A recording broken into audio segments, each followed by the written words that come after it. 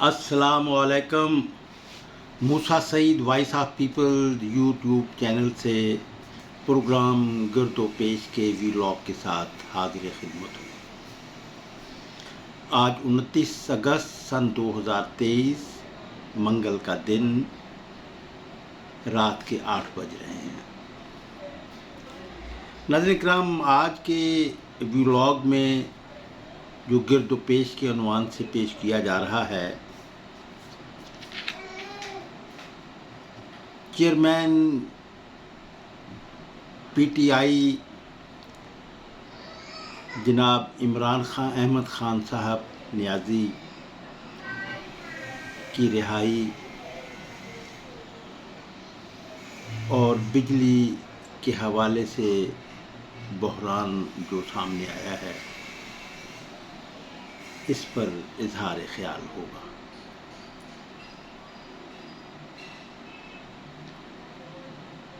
PTI के chairman साबिक़ वज़ीर आज़म जनाब इमरान खान साहब को ट्रायल कोर्ट ने 5 अगस्त को सज़ा सुनाई थी तोशाखाना केस में।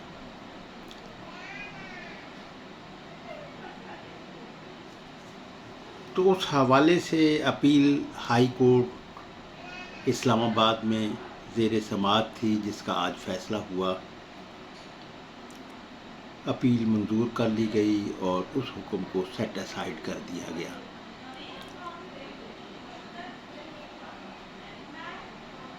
तो आज क्योंकि ताख़ीर से फ़ैसला सुनाया गया था, तो उसके हवाले से कल तक रिहाई अमल में आ जाएगी। और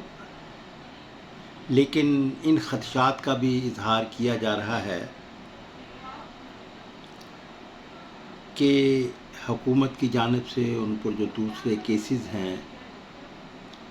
उनमें उनको अभी रखा जाएगा और वो केसेस के हवाले से फिर वो एक ज़मानतों का अमल शुरू होगा। नाज़रीन इकराम, ये तोशाखाने का केस सिर्फ इस हवाले से मुनफरद है, वरना तो तमाम ही हुक्मरानों ने जो अब तक पावर में आए वो तोशाखाना से फैज़याब होते रहे। तो उन फैज़याब होने वालों में इमरान खान साहब भी शामिल हैं। तो इमरान खान साहब ने ख़ुद भी एक वक्त में ये जवाब दिया था कि वो जब मैंने ख़रीद लिए तो वो मेरी मलकियत हो गए, तो मैंने उन्हें फ़रोख्त कर दिया। तो उस फ़रोख्त करने का मैं मजाज था। देखा जाए तो बात तो फिर ये दुरुस्त है कि वो तोशाखाने से जब बहुत ही मामूली कीमत पर ख़रीदे गए तो उन्हें फिर यानी वो एक मुनाफे पे ख़र्च कर दिए गए। फिर ये भी आया था कि उससे एक सड़क बनाई गई है। बहरहाल वो लेम एक्सक्यूज़ थे। हम ये चाहेंगे और कहेंगे कि इमरान खान साहब जो कि तब्दीलियों के हामी थे, उन्हें ये गलती नहीं करनी चाहिए थी। नाज़रीन इकराम, मैं इस बारे में अगरचा तोशाखाने से फैज़याब होने वालों में वज़ीर आज़म शहीद वज़ीर आज़म ज़ुल्फ़िकार अली भुट्टो भी शामिल हैं। ये मैंने एक ज़माने में बात हुई थी डॉक्टर मुबशिर हसन से, तो उन्होंने फिर बताया कि नहीं, भुट्टो साहब ने भी तोशाखाने से जो तोहफ़े भुट्टो साहब को मिले थे तो वो ख़रीद लिए थे। वो एक प्रोग्राम है। असल में बात ये है कि बात बहुत दूर निकल जाएगी कि लीगल करप्शन और इल्लीगल करप्शन। तो सरमायादारी निज़ाम में जो बालाई तबक़ात हैं, हुक्मरान तबक़ात जो होते हैं, वो अपनी सहूलतों ज़रूरतों के मुताबिक ऐसे कवानीन बना लेते हैं जिससे कि वो फैज़याब हो सकें। तो अब ये तमाम ही हुक्मरानों को आप देख लेंगे किस तरह ये लूट मार करते रहे कानूनी उसके मुताबिक। ये चक शहजाद के जो प्लॉट्स तकसीम किए गए बनी गाला के जो ये सब इस इलाके में, तो ये असल में अपने लोगों को नवाजने का एक तरीक़ाकार था جس میں کہ وہ انہوں نے پلاٹنگ کر کے وہ ایسا کیا. تو اسی طرح ایک اور بھی جی ایچ کیو کے حوالے سے بات آئی تھی. تو یہ ایسے ہوتے رہتے ہیں یہ باتیں طبقاتی اس میں مراعات یافتہ جو اوپر کا ایلیٹ کلاس کے کنٹرول میں ہے نا حکمرانی، تو وہ ایسی وارداتیں کرتے رہتے ہیں. لیکن اللیگل کرپشن کا بھی حجم پاکستان میں کوئی کم نہیں ہے، جو کہ نچلی سطح تک مار کرتا ہے. تو ناظرین اکرام، بات یہ تھی جو کہ اس کیس کو جو سیٹ اسائیڈ کر دیا گیا ہے یا اسے جو ہے سماعت اب اس کی ہو گئی ہائی کورٹ میں اپیل اس کی، تو وہ پھر میں یہ سمجھتا ہوں کہ اس میں اس کا فیصلہ کیا جائے گا. تو یہ کوئی ایسا وہ نہیں تھا، لیکن کیونکہ اس میں سیاسی انوالومنٹ ہو گئی ہے عمران خان صاحب اور حکمران مقتدر قوتوں میں، تو وہ مقتدر قوت جو ہے وہ پھر عمران خان صاحب کے ساتھ ہم نے تو یہ مناسب تو یہ تھا، جیسا کہ میں نے پہلے بھی کہا کہ پولیٹکس کا مقابلہ پھر پولیٹکس کے ذریعے ہی ہونا چاہیے، اس میں ریاستی اس کو استعمال کرنا مناسب نہیں ہے. یہ ٹھیک ہے کہ آرمی چیف جو ہے وہ ان کے بارے میں جو اب تک ہمارے پاس رپورٹس آئیں کہ انہیں وہ ایک کرپشن کے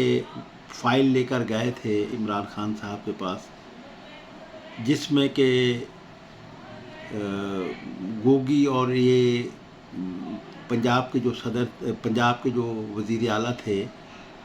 عثمان بزدار، ان کے واقعات کے بارے میں اور بشرا بی بی کے بارے میں، خاتون اول کے بارے میں جو کرپشن کے واقعات تھے اس کے بارے میں سنا گیا کہ آئی ایس آئی کے ڈائریکٹر جنرل جو تھے جو آج کل آرمی چیف ہیں، تو انہوں نے یہ فرض سمجھا اپنا بتایا کہ اس طرح پرائم منسٹر ہاؤس کے آفس کو استعمال کیا جا رہا ہے اور وہ بہت ہی کرپشن ہو رہی ہے،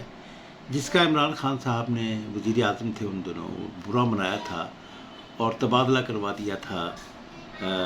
D G I S I سے. تو میں یہ سمجھتا ہوں کہ یہی ایک نقطہ تھا کہ وہ جو عمران خان صاحب نے، تو عمران خان صاحب کی جو پھر مخالف قوتیں پی ڈی ایم کی صورت میں اقتدار میں آئیں، تو انہوں نے جہاں اور بہت سے کام کیے کہ انہوں نے تمام ایسے قوانین نیب کے اور دوسرے وہ کہ اب خود سب کو بری کروا لیا قانونی حوالے سے، قانون تک تبدیل کروانے گئے. تو اس طرح انہوں نے جو تھا وہ پھر آرمی چیف بھی اس حوالے سے کہ جنرل عاصم منیر جو ہے یہ ناراض ہیں یا کدورت رکھتے ہیں یا وکٹمائزڈ ہیں سابق وزیر اعظم کے، تو انہوں نے ان کی ریٹائرمنٹ کے موقع پر ہی انہیں آرمی چیف منتخب کر لیا گیا. میں نے انہی دنوں ہمارے چودھری دلبر حسین صاحب منڈلی کے سینئر ممبر ہیں بہاولپور شادرہ پارک کی جو بنی ہے، تو میں نے اس پر ایک جملے میں تبصرہ کیا تھا. میں نے کہا کہ یہ ویسے ہی تقرر عمل میں آیا جیسے کہ ذوالفقار علی بھٹو کو پھانسی دلوانے کے لیے جسٹس مشتاق جو تھے ان کو جنرل ضیاء الحق کی حکومت نے لاہور ہائی کورٹ کا چیف جسٹس مقرر کیا تھا اور پھر وہ پھانسی کے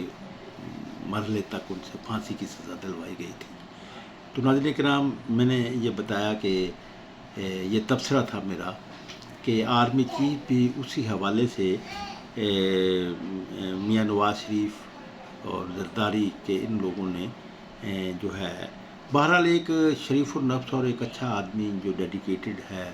اور ہم تو بھئی بہت آپٹیمسٹک ہوتے ہیں جو لیفٹ کے لوگ ہوتے ہیں، تو اور بہت سی توقعات رکھتے ہیں. ہم تو جنرل قمر جاوید باجوہ کے بارے میں بھی بہت آپٹیمسٹک تھے کہ جب انہوں نے ایک بار یہ کہہ دیا تھا کہ جو 40 سال پہلے بویا گیا ہے اسے آج ہم کاٹ رہے ہیں، تو ہم اس پر جھوم اٹھے تھے کہ جنرل حقیقت پسندی کی طرف ہے. لیکن وہ بعد میں معلوم ہوا کہ وہ تو اسلامی جمعیت الطلباء کے تربیت یافتہ تھے، اور اس حوالے سے یہ شیخ رشید جو ہیں انہوں نے یہ بتایا تھا کہ ہم ایک ہی کالج میں پڑھتے تھے اور وہ اسلامی جمعیت الطلباء کے عہدیدار تھے۔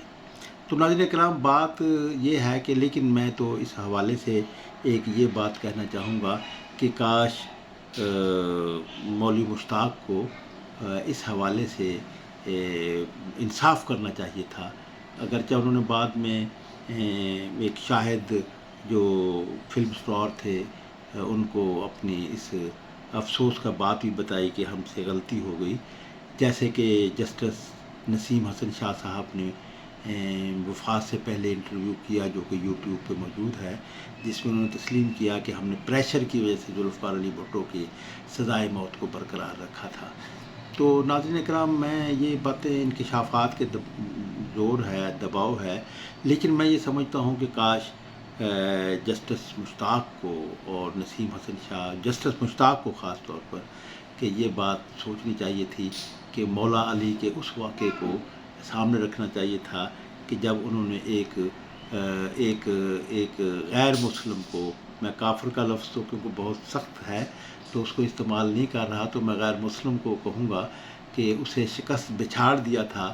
تو اور وہ بچھاڑنے کے حوالے سے قتل کر سکتے تھے، یعنی وہ اس میں تھا، لیکن اس نے تھوک دیا تھا آپ کے چہرہ مبارک پر، تو آپ نے فوراً اسے چھوڑ دیا اور اس کو قتل نہیں کیا۔ تو جب قتل نہیں کیا تو اس بچھڑے ہوئے غیر مسلم پہلوان نے کہا کہ تم نے مجھے کیوں چھوڑا، تم تو مجھے قتل کر سکتے تھے، جیسا کہ ایک طے شدہ بات تھی۔ تو اس نے کہا کہ دیکھیں، پہلے میں خدا کی رضا کے لیے تمہیں قتل کرتا، لیکن میں نے اس لیے کہ اب اس میں میری پرسنل اینیمیٹی شامل ہو گئی تھی جب تم نے میرے چہرے پر تھوک دیا تھا، تو کاش یہ بات جو ہے وہ مد نظر رکھتے۔ میں یہ سمجھتا ہوں کہ آرمی چیف جو ہیں وہ اس حوالے سے کہ جو ان کے بارے میں تاثر موجود ہے کہ وہ عمران خان صاحب سے اس حوالے سے ناراض ہیں، ہونا بھی چاہیے ناراض، میں بھی ہوتا تو یقیناً ناراض ہوتا، انہیں بھی ہونا چاہیے، لیکن میں یہ سمجھوں گا کہ ملک و قوم اور اس کی خاطر جو ہے وہ اس بات کو اب زیادہ وہ نہیں کریں گے، بلکہ پاکستان کی سالمیت کے حوالے سے جو ضروری ہے فیصلہ کرتے ہوئے وہ یقیناً اپنی حکمت عملی کو بنائیں گے۔ تو ناظرین اکرام، بات یہ ہے کہ یہ سلسلہ بند ہونا چاہیے کہ یہ جو ہے، تو جب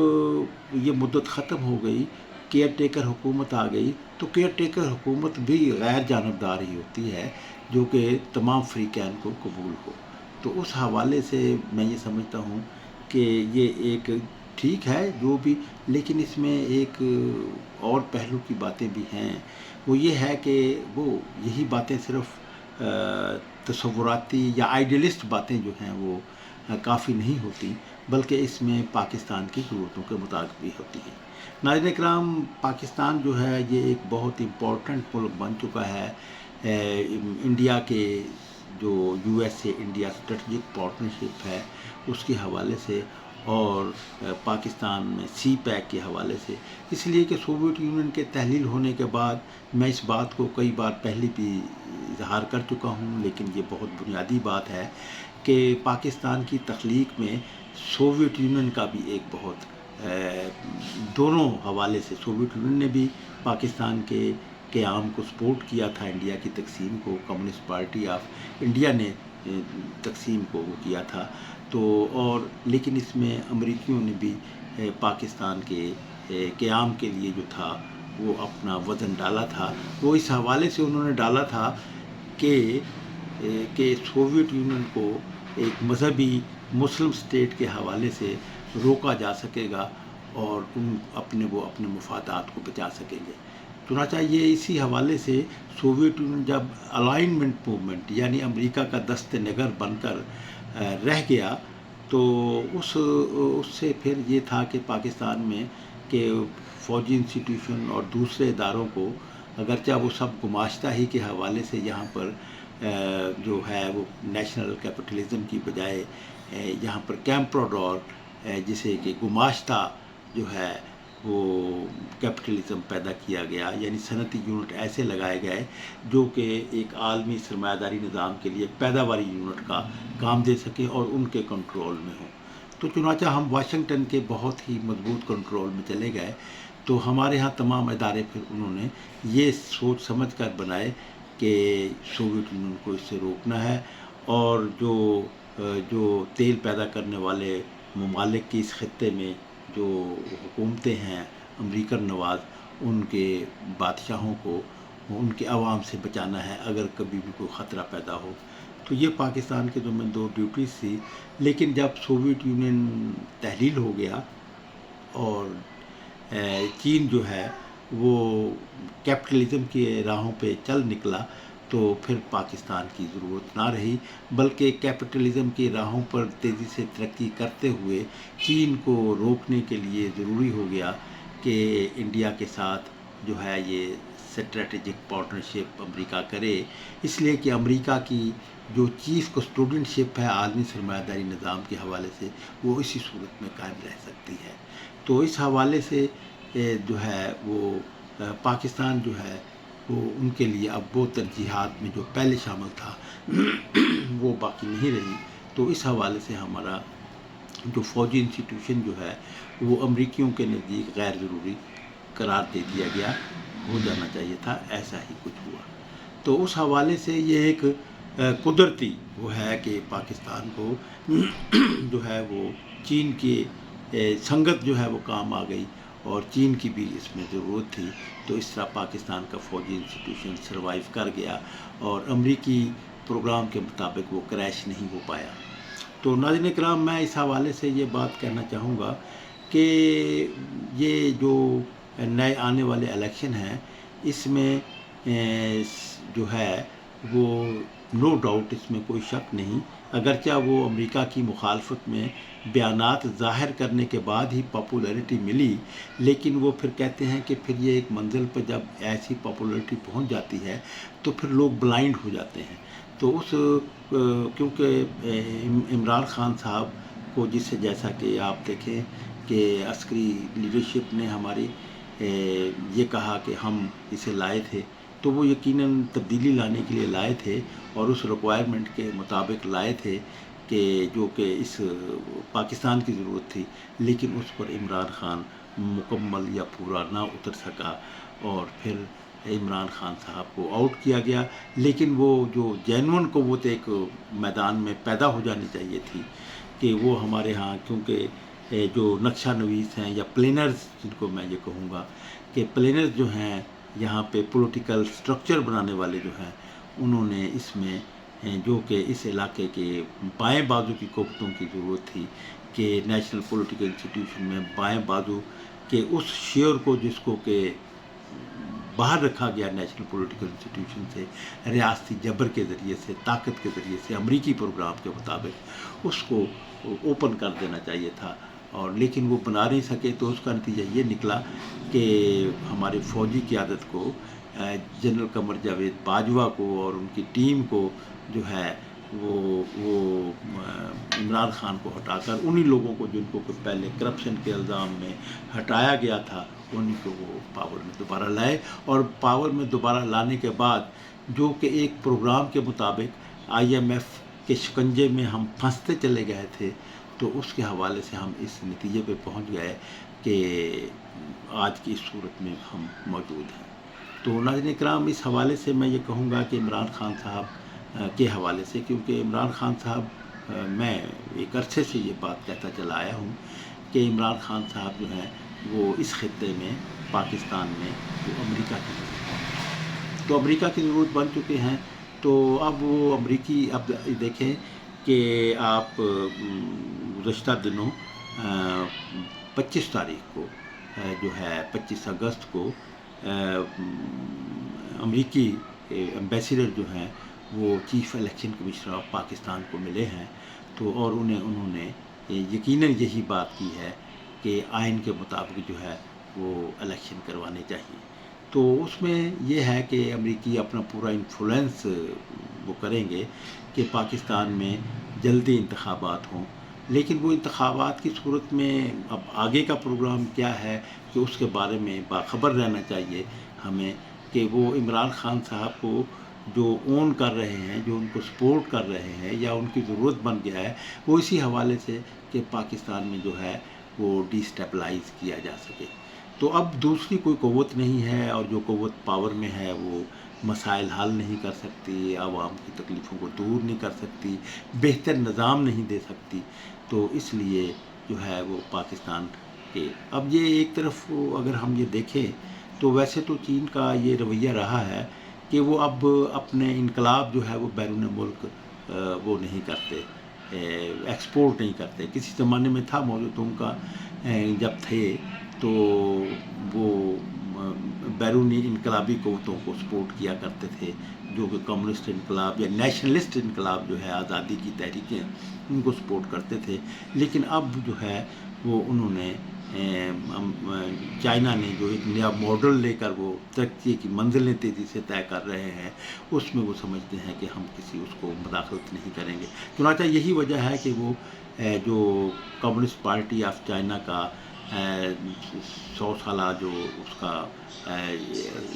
سالگرہ منائی گئی تھی، تو اس میں جماعت اسلامی کو بھی انہوں نے انوائٹ کیا تھا۔ اور جماعت اسلامی کے بارے میں تو یہ بھی سنا کہ وہ ان کے بہت بہترین تعلقات، یعنی کبھی جیسے کہ جماعت اسلامی کے امریکہ کے ضرورتیں جماعت اسلامی کے حوالے سے پوری ہوتی تھی، تو وہ اب چین جو ہے وہ ان کو بیلنس کر کے وہ ان کے ساتھ تعلقات، اور آپ دیکھ رہے ہیں کہ جماعت اسلامی بھی جو ہے وہ پہلے کی نسبت جو ہے بلکہ برعکس جو ہے وہ ریڈیکل لائنز اختیار کر رہی ہیں، یعنی جن کمیونسٹوں کو وہ دہریہ اور کافر کہا کرتے تھے، آج وہ ان کے اپنے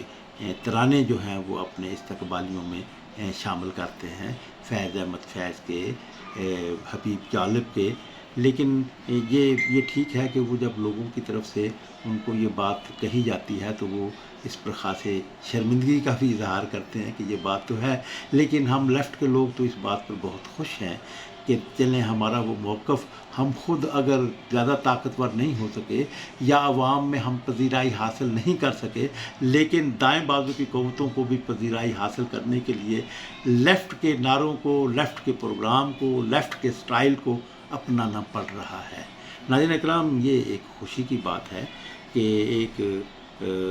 کہ چلیں ہم کوئی ضروری تو نہیں کہ ہم ہی انقلاب لانے کے ٹھیکیدار ہیں، اگر کوئی اور بھی انقلابی راہوں پر لوگوں میں، اب آپ دیکھیں کہ اس وقت جو ہے وہ کرپٹ مافیا کو، کرپشن کے خلاف جو ہے وہ سب سے توانا آواز جو ہے وہ جماعت اسلامی بلند کر رہی ہے، اور یہ اس کے اپنے ماضی سے برعکس یہ صورتحال ہے۔ ناظرین اکرام، یہ ایک ٹاپک جو ہے وہ آپ کی خدمت میں نے پیش کیا تبصرے کے ساتھ۔ دوسرا جو ہے وہ یہ ہے کہ بجلی کا بحران جو آیا ہے، تو یہ اس کے بارے میں تو اب آپ دیکھیں کہ یہ کیوں ہوا، اس کی ہمیں بنیادوں کو تلاش کرنا چاہیے۔ اگرچہ ہم لوگ اپنی کمزور وائس، اس لیے کہ ہم لیفٹ کے لوگوں کی آواز کو لوگوں میں جانے نہیں دیا جاتا، روکا جاتا ہے مختلف ہتھکنڈوں سے، اور اس لیے بھی کہ ہمارے ہاں جو پریس جو ہے وہ تو جو میڈیا ہاؤسز ہیں، وہ سارا پریس جو ہے وہ تو جو ہے وہ پیسے کے کنٹرول میں ہے، سرمایہ داروں کا وہ ہے، تو اس میں لیفٹ کے پاس تو پیسہ نہیں ہوتا، تو وہ تو کیپٹلزم کے خلاف ہوتے ہیں، تو ان کو پھر وہاں پہ اور پھر ایک پالیسی بھی ایسی ہو، اور پھر ایک بہت مضبوط پالیسی جس کے بارے میں پھر بتاؤں گا کہ کیسے ہمارے ہاں عسکری اداروں میں کیسے ہمارے ہاں جو ہے پینیٹریشن کی گئی دائیں بازو کے لوگوں کو، کیسے وہ کیا گیا، اور لیفٹ کو کیسے اس میں آنے سے روکا گیا، تعلیمی اداروں میں بھی یہی۔ تو لیکن اس میں میں اب جو فوکس کرنا چاہتا ہوں وہ چاہتا ہوں کہ بجلی کے حوالے سے، تو بجلی کے حوالے سے آپ دیکھیں کہ جل شان ہو اذان ہو گئی ہے، تو میں اس کے احترام میں توقف کا اظہار کرتے ہوئے اپنی بات کو آگے بڑھا رہا ہوں۔ تو اس میں یہ کہ ضیاء الحق کے زمانے میں تاریخ نے ہمیں بہت شاندار ایک موقع دیا تھا۔ وہ موقع یہ تھا کہ افغانستان میں اپنا ایک فوجی مداخلت سے، اس میں آپ کہہ سکتے ہیں کہ سوویت یونین کی بھی ان کو بیکنگ تھی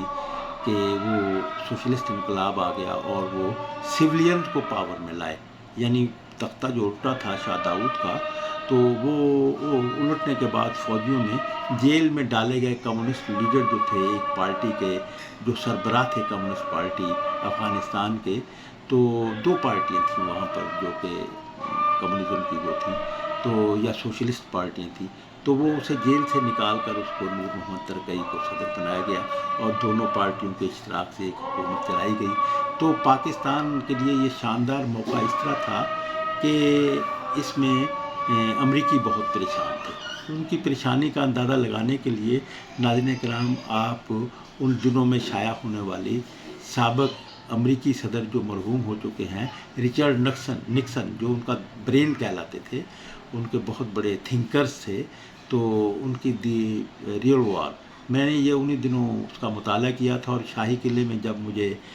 نظر بند کیا گیا اور مجھ سے یہ سوال کیا گیا تھا تو میں نے اس کے اس اقتباس کو بھی کوٹ کیا تھا اپنے، کیونکہ مجھ سے تحریری طور پر یہ پوچھا گیا تھا کہ میں افغانستان کے جو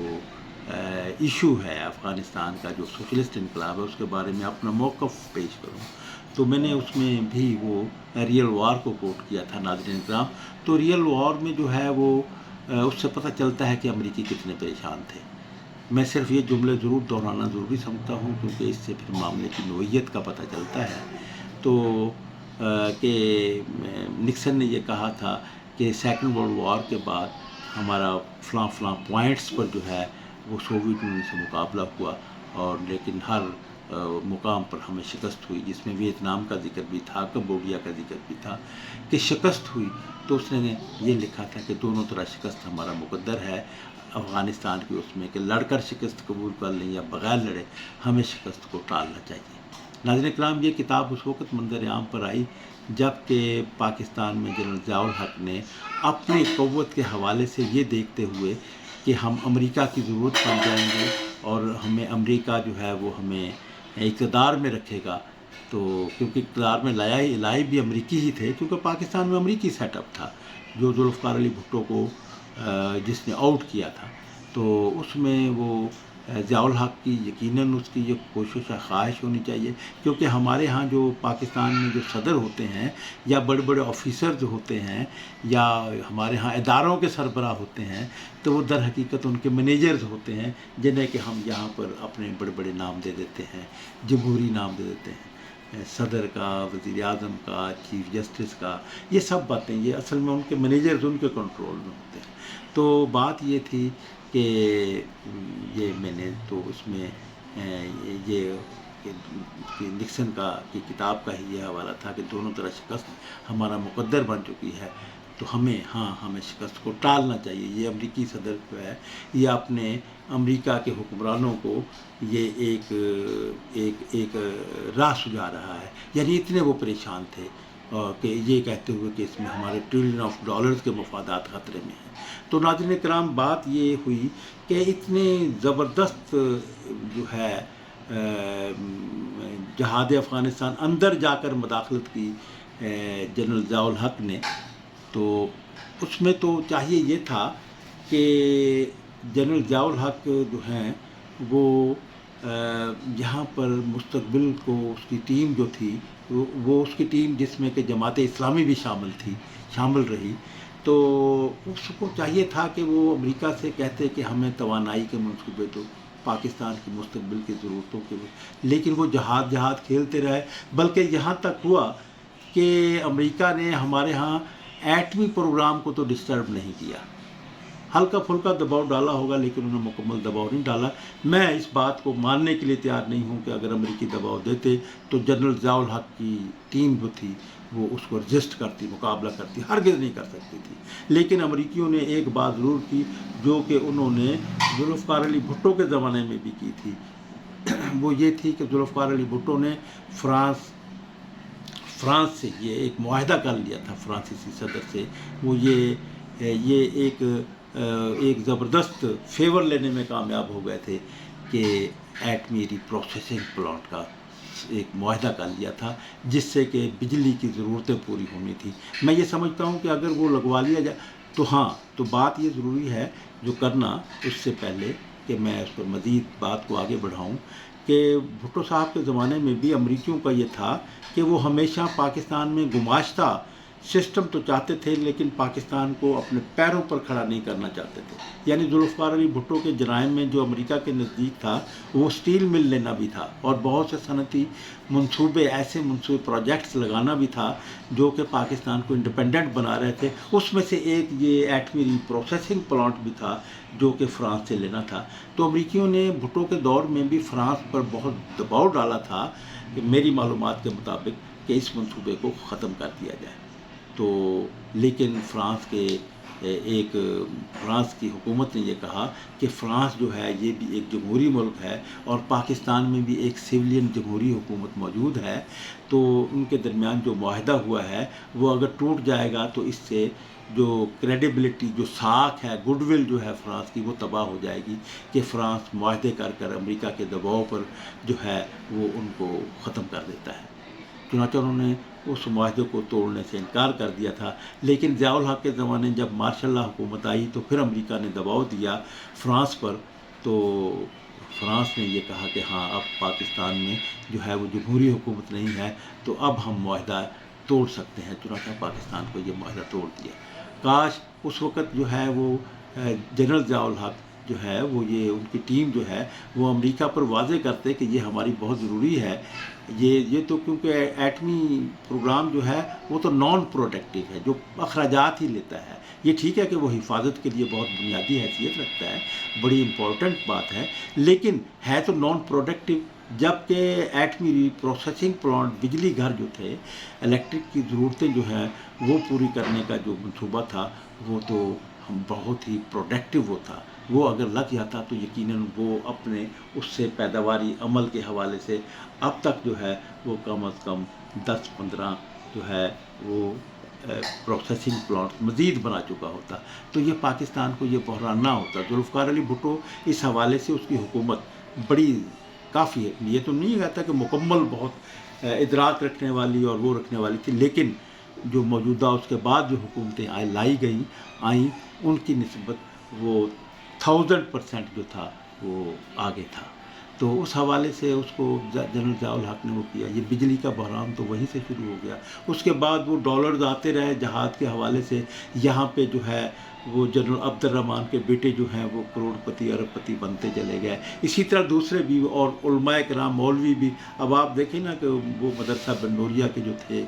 مفتی نعیم صاحب, اس کے اکاؤنٹس میں سے کتنے پیسے نکلنے کا وہ جو ہے وہ سوشل میڈیا پر ایک بہت چرچا ہوا. لیکن ہمارے ہاں حکومتیں اتنی کمزور ہیں, ایف پی آر اتنی کمزور ہے کہ وہ ایسے لوگوں کے بارے میں کوئی جانچ پڑتال نہیں کر سکتے کہ یہ پیسہ کہاں سے آیا. تو ناظرین کرام, یہ ہمارے ہاں جو دیکھ رہے ہیں کہ یہ ہمارے ہاں ایسے ہی ریچسٹ وہ پارٹی جو کہ جہاد میں حصہ لیتی رہیں, ان کو اب خیرات کے فنڈ میں بھی 19 ارب روپیہ جو ہے وہ ان کے پاس کلیکشن ہو جاتی ہے. تو ناظرین کرام, یہ تو میں زیادہ بات تو آگے نہیں کہوں گا. یہ تو شہزادہ محمد کا وہ بڑا لیسنیبل جو ہے وہ جملہ ہے, بہت زبردست وہ سچائی ہے. اس میں انہوں نے کہا کہ امریکہ کے کہنے پر شہزادہ محمد بن سلمان سعودیہ کے جو فرمانروا ہے ان کا ایک انٹرویو میری نظر سے گزرا تھا جسے میں آپ کے اس میں لانا چاہتا ہوں. کہ اس نے یہ کہا تھا کہ امریکہ کے کہنے پہ سعودیہ مسلمان ملکوں میں, پاکستان جیسے ملکوں میں مدرسے اور مسجدوں کو بھاری فنڈنگ اس لیے کرتا رہا کہ اس سے سوویت یونین کو روکا جا سکتا ہے, یعنی سوشلزم کو روکا جا سکتا ہے, کیپٹلزم کو بچایا جا سکتا ہے. تو ناظرین کرام, میں ایک بات یہ کہہ رہا تھا کہ جماعت اسلامی کو بھی شریک اقتدار تھی جنرل ضیاء الحق کے, تو اس وقت انہیں ایک ویژنری ہونے کا ثبوت دینا چاہیے تھا. انہیں بتانا چاہیے تھا کہ نہیں, یہ جو ہے ہمارے سامنے ہمارا جو ہے یہ نیوکلیئر جو وہ اپنا ایٹمی ری پروسیسنگ پلانٹ جو ہے یہ امریکہ کے اوپر یہ دباؤ دینا چاہیے تھا جنرل ضیاء الحق کے اوپر کہ اس کو وہ معاہدے کو منسوخ نہ ہونے دے, بلکہ تو ضروری تھا کہ امریکہ سے ایسے اور پلانٹ لیے جا سکتے. لیکن امریکہ سے ایسے کوئی دوسرے بھی ایسے پلانٹس نہیں لیے گئے, بلکہ سٹیل مل جیسا عظیم منصوبہ جو مدر آف دی انڈسٹری ہے اس کو تباہ کر دیا گیا تجکاری کے کروانے کے نام پر. تو ناظرین کرام, بعد میں پھر ایسی ہی حکومتیں آئیں. پھر دوسرے میں ایک مرحلے میں بات بتاتا ہوں کہ جب پھر یہ بعد میں جو آنے والی حکومت، بے نظیر کی حکومت، میاں نواز شریف کی حکومت، اس میں بھی یہ انرجی کے منصوبے نہیں بنائے گئے جب وہ پہلی دفعہ آئے۔ جب بے نظیر دوسری دفعہ آئی تو پھر یہاں پر بہت شارٹ فال ہو گیا تھا انرجی کا، تو اس میں پھر ایک جب ضرورت پیدا ہوئی تو یقیناً مغربی کمپنیاں جو ہیں، جو بجلی ساز کمپنیاں ہیں، وہ ملٹی نیشنل وہ میدان میں آئیں۔ انہوں نے پھر یہاں پر جو ہے وہ بجلی کی ضرورتیں پر کرنے کے لیے پروجیکٹس لگانے کا وہ کیا، اور پھر انہوں نے جو بے نظیر کی ٹیم نے جو پھر ان کے ساتھ معاہدے کیے وہ انتہائی پاکستان کے لیے نقصان دہ تھے، تو وہ ان کے انتہائی غیر منصفانہ بلکہ احمقانہ، جس سے کہ صاف پتہ چلتا ہے کہ وہ ان کو لوٹ مار کا ایک موقع دیا گیا صرف کمیشن خوری کی بنیاد پر۔ اس سے پھر سر محل اور دوسرے یہ لوگ دلچسپ ہو گئے۔ تو ناظرین کرام، اس وقت جب بے نظیر کے زمانے میں یہ معاہدے شروع کرنے کی ابتدا کی گئی، اس میں راجہ رینٹل وغیرہ کے یہ اسی حوالے سے یہ انہوں نے آپس میں ایک دوسرے پر الزامات لگائے۔ خواجہ صفدر کے بیٹے خواجہ آصف نے الزام لگایا تھا نا اشرف پہ کہ بھئی یہ جو پاکستان کے وزیر اعظم بنائے گئے تھے یوسف رضا گیلانی کے بعد، تو ان پر کہ راجہ رینٹل کا خطاب انہوں نے دیا تھا، تو انہوں نے دیا، اور وہ واقعی راجہ رینٹل ہی تھے، تو اس قسم کے انہوں نے صرف منی میکنگ کے حوالے سے انہوں نے ایسا کیا۔ تو ناظرین کرام، میں اس حوالے سے یہ بات کر رہا تھا کہ اس زمانے میں اگر کوئی پہلی آواز پاکستان میں بلند کی گئی، آواز اٹھائی، تو وہ سابق وزیر خزانہ ڈاکٹر مبشر حسن، جو پاکستان پیپلز پارٹی شہید بھٹو پنجاب کے صدر بنے، تو انہوں نے سب سے پہلے اسے ایک مضمون کی صورت میں، پھر بیانات کی صورت میں، پھر وہ ایشیا بینک کو خط لکھنے کی صورت میں کہ یہ بہت ہی غیر منصفانہ معاہدے ہیں اور بہت ہی نقصان دہ ہیں، جو کہ پاکستان کو کی ترقی کو روک دیں گے۔ اس لیے ناظرین کرام کہ جب بجلی مہنگی ہوگی تو پھر اس مہنگی بجلی کے حوالے سے ناظرین کرام پھر ہماری جو مصنوعات ہیں وہ بھی تو مہنگی ہوں گی، وہ عالمی مارکیٹ میں کیسے کمپیٹ کر سکتی ہیں؟ تو ناظرین کرام اسی طرح پھر لوگوں کی بھی وہ ہوئی، تو وہ ایک اس وقت تو آپ دیکھیں کہ کسی سیاسی جماعت نے اس بوڑھے سابق وزیر خزانہ ڈاکٹر مبشر حسن کی اس نشاندہی پر غور نہیں کیا۔ اس میں جماعت اسلامی بھی شامل ہے، دوسرے تمام لوگ شامل ہیں کہ ان لوگوں کو چاہیے تھا کہ یہ اس حوالے سے اس وقت آواز اٹھاتے۔ آج ہم خوش ہیں کہ جماعت اسلامی اس میں انیشیٹو لے رہی ہے۔ 2 تاریخ کو انہوں نے اپنا تحریک کا ایک وہ کیا ہے، لیکن کاش اس وقت یہ جماعت اسلامی یہ آواز اٹھاتی، اس وقت جو ہے وہ یہ آواز اٹھاتے کہ یہ غیر منصفانہ معاہدے کیوں کیے گئے۔ آپ دیکھیں کہ جنرل مشرف نے ان غیر منصفانہ معاہدوں کو تبدیل کرنے کی کوشش کی تھی، لیکن کیونکہ ان جو معاہدے کیے گئے تھے ان کے پیچھے دنیا کی سپر طاقت تھی، تو ان کے تو وہ کیسے وہ کر سکتے تھے، انہوں نے ایک بھبکی دی، ایک وہ کیا۔ تو جس طرح ناظرین کرام میں اس میں آپ کو ایک واقعہ سناؤں گا کہ عمران خان کی حکومت کے دور میں ہی بہاولپور میں یہ جو دستکاری کے اسکول ہیں خواتین کے ٹوئٹا جسے کہتے ہیں ادارہ، اس کے بہاولپور ڈسٹرکٹ کے ایک جو اس کے صدر ہیں اس ادارے کے، وہ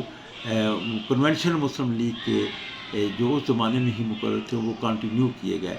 تو انہوں نے وہ رہے، تو انہوں نے جماعت اسلامی کے ایک وہاں پر کے فکر کے آدمی جو تھے وہ اکاؤنٹنٹ تھے ایک اسکول کے اس ادارے میں جو ووکیشنل اسکول تھا، تو اس میں کوئی ٹھیکیدار نے مشینوں کی سپلائی کی لیکن مشینیں نہیں دی، اور ان کا وہ بل جو تھا وہ اس نے پاس کروانے کی کوشش کی، تو وہ کیونکہ جماعت اسلامی کے لوگ خاصے ایماندار ہوتے ہیں، تو وہ لیکن دوسری طرف بھی جب وہ نکل آئیں تو وہ پھر جنرل عاصم باجوہ ثابت ہوتے ہیں۔ پھر یہ ایسی بھی بات ہوتی ہے، یہ بات ایسی نہیں ہے کہ وہ پھر بہت ہی زیادہ ہم یہ دیکھیں کہ بہت اسلامی جمعیت الطلباء کے جو تربیت یافتہ لوگ ہوتے ہیں وہ پھر بہت ہی ان کے سامنے شاید یہ کیا بات ہوتی ہے مجھے نہیں اس بارے میں کیا نفسیات ہے، یہ کہ نفسیاتی بات ہے کہ وہ پھر اس بارے میں بھی بڑے تیز نکلتے ہیں، نمازیں بھی پڑھتے ہیں اور کرپشن پر بھی خوب ہاتھ مارتے ہیں۔ تو ناظرین کرام، میں یہ ایک بات آپ کی خدمت میں بتا رہا تھا کہ وہ ایک واقعہ یہ ہوا کہ اس جماعت اسلامی کی فکر کے آدمی نے جو تھا وہ رضوان ان کا نام ہے اور سید صاحب کے وہ بیٹے ہیں، تو انہوں نے प्रिंसिपल ने कहा भाई इस पर दस्तखत कर दो, ये चौधरी महमूद साहब का आदमी है तो ये करना है। उसने कहा जी मैं तो नहीं करता, जब तक कि ये मशीनें जो हैं ये सामने नहीं आती तो मैं उन्हें देख कर फिर ही मैं दस्तखत करूँगा, ऐसे नहीं करता। तो उस पर वो बिल पास होने से रह गया। तो वो प्रिंसिपल ने, वो क्योंकि बहुत करीब था प्रेसिडेंट जो टोयोटा के थे चौधरी महमूद साहब के आदमी जो थे, तो उन्होंने चौधरी महमूद को वो दी। तो चौधरी महमूद के सामने रिजवान को पेश किया गया। तो रिजवान को कहा चौधरी महमूद ने, चेयरमैन ने, कि जो इमरान खान के ज़माने में भी नवाज़ शरीफ का ही पार्टी से ताल्लुक़ रखने वाले लोग यहाँ पर अपॉइंट रहे, यानी ये एक एलीट क्लास असल में किसी भी सियासी जमात में हो एक ही जैसी होती है, उनके बड़े बाहिमी रिश्ते होते हैं, वो एक दूसरे का बहुत तहफ़्फ़ुज़ करते हैं। आप देखें कि मुशर्रफ के दौर में जबकि नवाज़ शरीफ मुश्किल में थे तो यहाँ पर हमज़ा रहे, और हमज़ा को जो है वो उनके मुफादात जो थे वो चौधरी शुजात हुसैन जो है वो उनको लुक आफ्टर करते थे, और मुकम्मल उनको जो मुनाफा वो सारे सिलसिलों में उनको शरीक किया जाता था। नाज़रीन किराम, इसके बारे में तो मैं एक बड़ी दिलचस्प बात एक आइंदा किसी भी व्लॉग में बताऊँगा कि ये कैसे तहफ़्फ़ुज़ करते हैं। तो नाज़रीन किराम, उसी हवाले से फिर ये बात सामने आई कि वो जब वोकेशनल स्कूल के जो अकाउंटेंट थे वो जब पेश किए गए, उनका मियाँ वो सदर ने कहा कि उस इदारे के सदर ने, जो ज़िले का सदर था, उसने कहा मेरे से इस पर दस्तखत करो, क्यों नहीं करते? उन्होंने कहा जी वो मशीनें जो हैं वो यहाँ पर आई नहीं है, मैं वैसे ही वो करता हूँ, फ्रॉड हो रहा है तो मैं तो इसमें नहीं करूँगा। उन्होंने कहा तू मामा लगना है? तो असल में बात ये मामे वाली है कि ये सब ऐसा ही समझते हैं कि ये जब ये हमारी सियासी जमातों ने ये देखते हुए कि इससे अमेरिका नाराज़ होगा तो उन्होंने ये वो जो मुआहदे बेनज़ीर भुट्टो ने शुरू किए थे, वज़ीर आज़म बेनज़ीर भुट्टो के दौर में जो शुरू हुए थे महंगी बिजली के, उस जिसके बारे में डॉक्टर मुबशर हसन ने बताया था कि ये पाकिस्तान की तरक्की के लिए इंतहाई मोहलक साबित होंगे, ये पाकिस्तान की सालमियत के लिए इंतहाई मोहलक साबित होंगे, ये पाकिस्तान के अवाम को जिंदा दरगोर कर देंगे, ये बहुत उनको गरीब बना देंगे, पाकिस्तान की तरक्की का अमल रुक जाएगा। तो वो उसके बारे में हमारी सियासी जमातें, क्योंकि ये शरीक इक़्तिदार थी किसी न किसी हवाले से, कभी MMA के हवाले से थी, तो ये इन लोगों ने आवाज़ नहीं उठाई। हम ये समझते हैं कि ये सब लोग इसके मुजरम हैं, लेकिन इस बारे में हम सिर्फ वो ये है कि सियासी स्कोरिंग के लिए, अपने आप को वो करने के लिए, ताकि अगर कोई ऐसी इनकलाबी सूरत हाल बनती है तो वो इनकलाबी सूरत हाल को अपने हवाले से कैश करवा लें। लेकिन फिर भी हम ताहम ये इस बारे में हम ये जमात इस्लामी के इस इनिशिएटिव को, हम जो 2 तारीख को उन्होंने कॉल दी हुई है वो इसके बारे में, लेकिन हम ये समझते हैं कि आवाम के सामने इसकी वो रियल पिक्चर आनी चाहिए ताकि आवाम का जो जद्दोजहद हो वो कामयाबी से तो हमकिनार हो, कोल्हू के बैल की तरह वो नाकाम ना हो। नाज़रीन किराम, मैं इजाज़त चाहूँगा। उम्मीद है कि मेरा ये इज़हार ख़याल आपको पसंद आया होगा, इस पर यकीनन गौर व फ़िक्र भी आप करेंगे, और अगर आप दयानतदारी ये समझते हैं कि हमारे ये ख़यालात बहुत अहम हैं और लोगों तक इस पिक्चर को पहुंचना चाहिए, इस एनालिसिस को पहुंचना चाहिए, तो फिर मैं आपसे इल्तमास करूंगा कि फिर से आप अपना कौमी और अवामी फ़र्ज़ समझिए कि इसको ज़्यादा से ज़्यादा लोगों तक शेयर कीजिए। Voice of people YouTube channel आप ही का चैनल है, इसको सब्सक्राइब कीजिए। खुदा हाफ़िज़।